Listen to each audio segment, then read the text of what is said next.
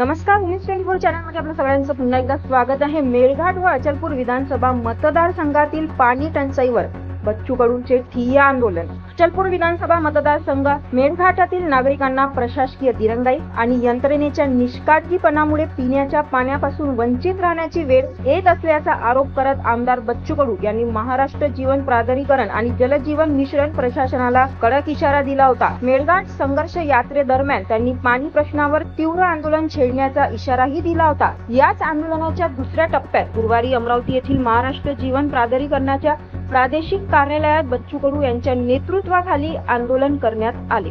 यावेळी मेळघाटातील विविध पाणी पुरवठा योजना बाबतचे प्रश्न, रखडलेले प्रकल्प तसेच निधी अभावी थांबलेली कामे यावर अधिकाऱ्यांसोबत सविस्तर चर्चा करण्यात आली। जोपर्यंत सुरू असलेले प्रकल्प तात्काळ पूर्ण होत नाही आणि मेळघाटातील जनतेला नियमित पिण्याचे पाणी उपलब्ध होत नाही तसेच आवश्यक निधीची व्यवस्था केली जात नाही तोपर्यंत आंदोलन मागे घेणार नाही अशी भूमिका बच्चू कडू यांनी घेतली आहे। त्यानंतर त्यांनी कार्यकर्ते आणि नागरिकांसह कार्यालयातच ठिय्या आंदोलन सुरू केले।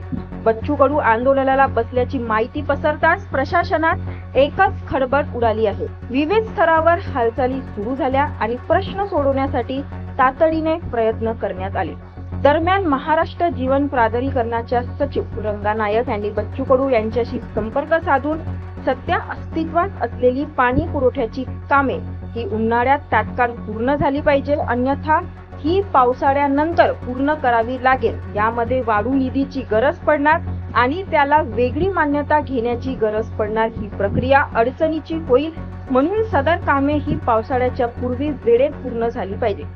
त्यासाठी मेळघाटातील पाणी पुरवठा योजनेसाठी आवश्यक निधी तात्काळ उपलब्ध करून देण्याचा आश्वासन दिला आहे। प्रशासनाकडून सकारात्मक प्रतिसाद आणि निधी उपलब्धतेचे आश्वासन मिळाल्यानंतर बच्चू कडू यांनी आपल्या आंदोलन मागे घेतले।